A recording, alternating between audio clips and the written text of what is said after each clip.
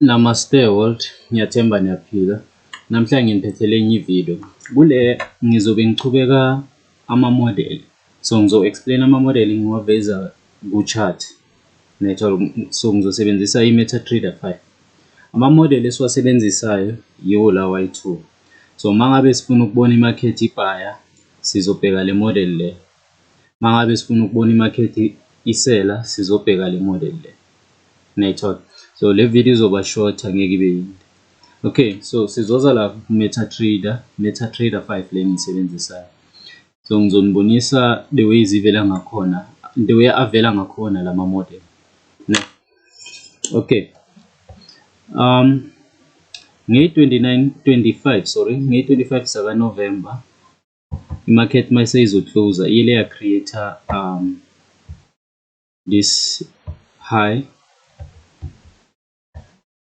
then ya creator i-low, copy and paste, ya creator le low le. So mangabe niyayibheka kahle lento le iyafana nale model le eyebhaya. So ngizoyiveza manje. Icale ya creator ini i-price icale ya creator ini i-low, ya create i-high, yathi higher low, then yathi higher high. Nayithola. So mase uyibheka ngapha sine low, sine high, sine higher low, sibe ne higher high. Nayithola.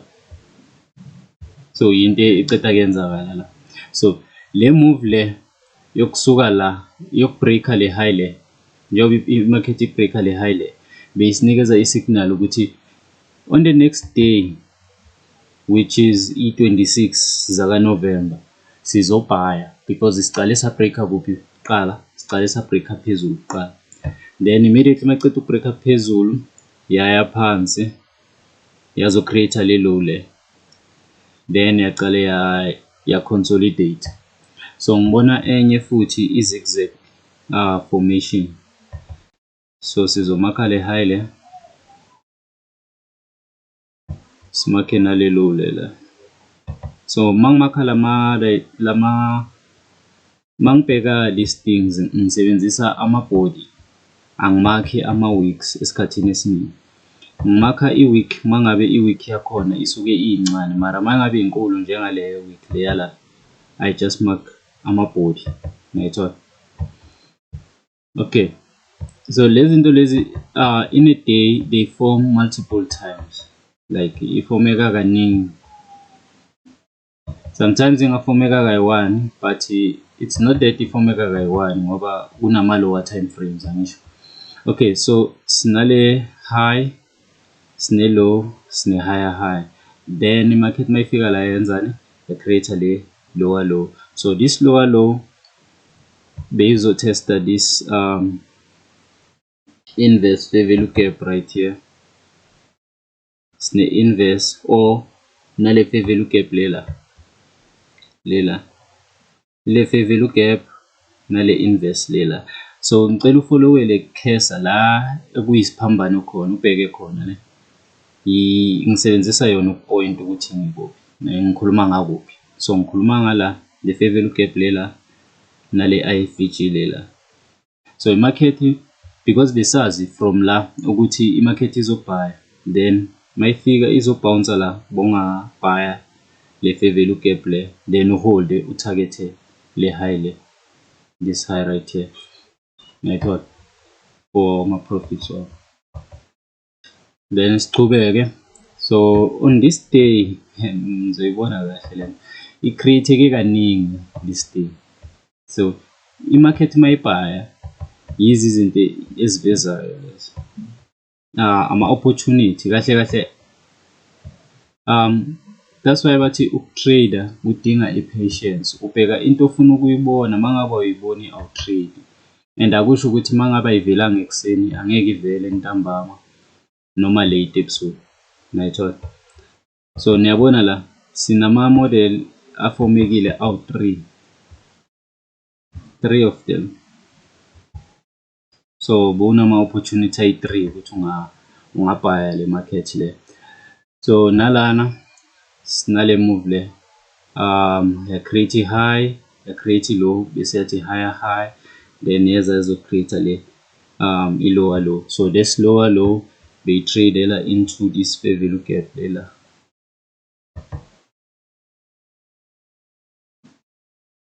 Then uyabhaya khona la, then utargeta le high right here.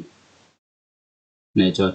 So on this day which is today i-27, market ayikaka clear le high le. So salindele ukuthi izocleara le high le, but asazi ukuthi izoyicleara namhlanje or kusasa or any other day. But we can mark nakhona i-structure today. I look good, get the fuck out my face. Okay, khona enye engiyibonayo la, but angikho sure ukuthi izo respect. Okay, so ngizomakha le high le,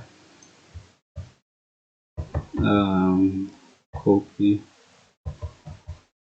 paste, then ngimakhe i-low yakhona. So niyayibona le nayo i-buy model, i-model ezosinikeza i-buy ne. So ingangabhayi because khona enye into engiyibonayo la engayenza ukuthi isele ne. Thina izobhaya iyo clear le high le engakayiclear, this high right here, le high le, or ingasela irrespect another structure. Okay, so kube nale inverse fair value gap le. So ngilindele ukuthi price ifike la phakathi kwale inversion. Mayengafika la phakathi inginikeza information yokuthi ngiyabhaya, then sitargeta le high le, that high right there. Ngiyathola. So into eyenzakalayo la, so le bekuyi-buy model ne. So I think ngiveza mine. Okay, on this day 22 November i-price yele ya create le low, angithi ufollowa this case le cross le, lesiphambano lesi. So i-create le low, ya create le high, then yathini also yeah, i-low i-high, i-low, bese yathi higher high, nayithola. So le higher high le iyo esikayi signal ukuthi sizobhaya on this specific day, but before sibhaya kamele sisele. So yasinikeza le inverse fair value gap le mayizo yenza le move le, then price yabounce kayithula kule line le, but ayizange yayibreak like fully break, nayithola. Then yabuyela yaza la yazotesta le inverse fair value gap, then yasela.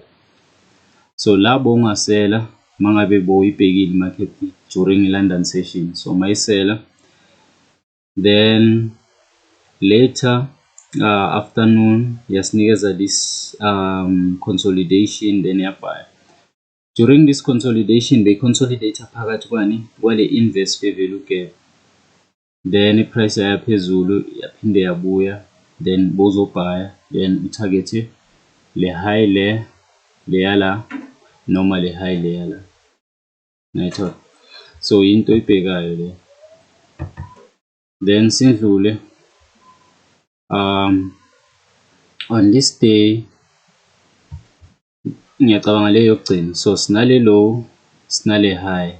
So i-price icale ya break low, so i-signal ukuthi izosela, then yadlala but iphindile yaza izocleara i-high yethu, then mayifika la phezulu yajika yasela ke. So le sell le yiyo le sell le besilindele ukuthi izoyenzeka.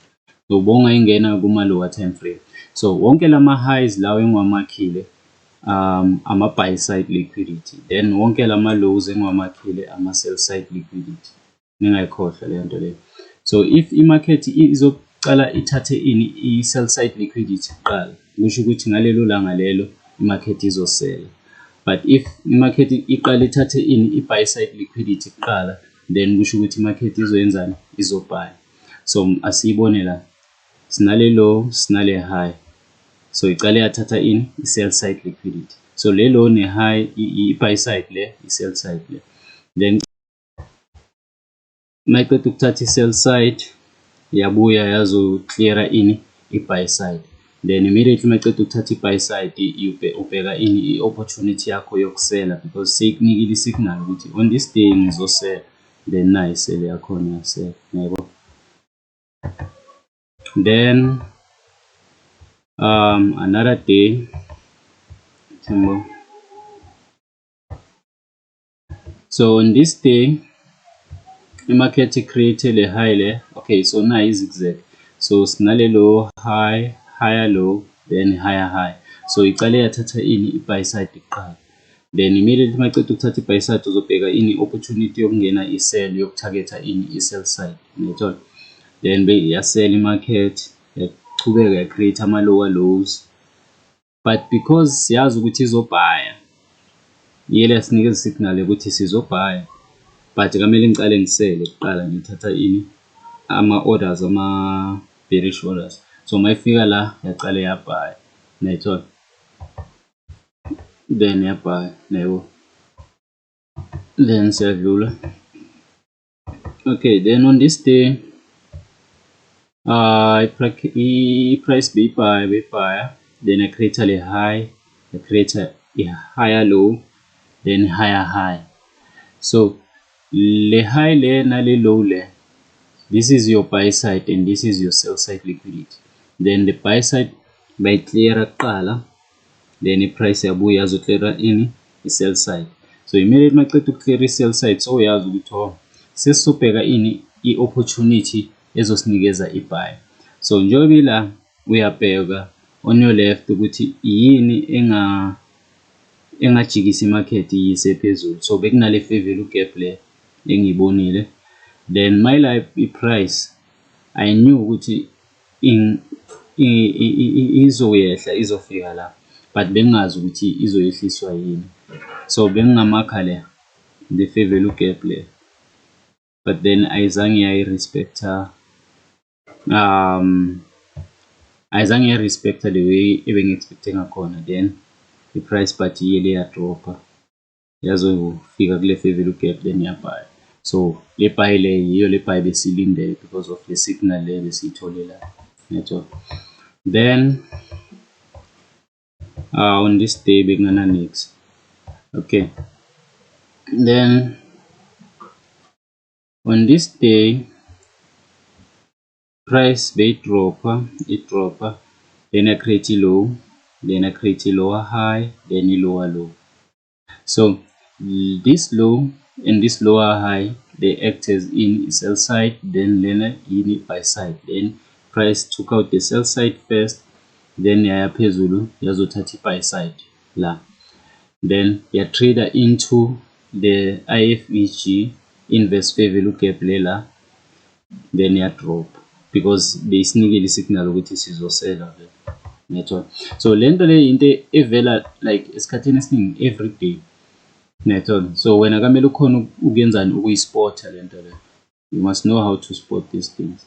So i-price beyisela, seller ya create le low, ya create le high, then ya drop, ya breaker in i-low kuqala, i-sell side, then yaqale yenzani yakhuphuka izothatha ini i-buy side. So immediately mayiqeda ukuthatha i-buy side, so uyazi ukuthi okay singayabona i-sell iyenzeka izocleara ini i-sell side le create la ayithi lesi siyithathile sa create enye i-sell side la, so i-price izobuya izoyithatha le sell side.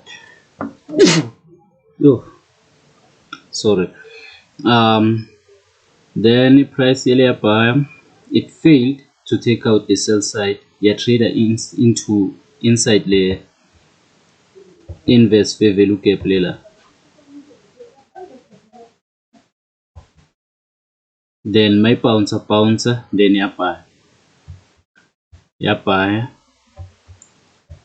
but because siyazi mayibhaya la siyazi ukuthi kamele izoclear i-sell side, angithi isinikile isignal yokuthi sizosell, so kamele izoyicleara. Mayifika la ngongabheka ama-opportunities wokungena, so nayi i-1 ngiyayibona la, so nayi fair value gap la, ngiyathola. So bongasela la utarget le low le, bongasela khona lapha ngifaka i-box utarget le low le. So immediately maqeda ukucleara le low le, then uyaphuma uqedile for the day. But mangabe ufana nami bowuzobheka enye opportunity, so enye opportunity engiyibonayo sinale low le ngisho, sibe nale high le, sibe nale higher low bese sibe ne higher high. So le it's i-model yokuya phezulu ye-buy ngisho, because icale yabreaka in i-buy side kuqala, so ishiya i-sell side nayo la. Mayiceda ukubreak i-buy side, yabuya i-price yazobreaka in i-sell side, then yasinikeza this inversion fair value gap. So yiyo le bengingayibhaya ngayo bese ngitargethe le high le. Nayithola. So I hope nayithola lento le. I-market yenza into eyi-one every day, because ama-candlestick bafethu, maningabheka ama-candlestick kahle kahle, ama-candlestick ayafana wonke. Candlestick ne-candlestick liyafana, so kumake sense ukuthi nawo afomeke ngendlela efanayo. Ayafana but awalingani nge-size, right? So le nto le yenza ukuthi le formation le ingafani esikhathini esiningi. So thank you guys.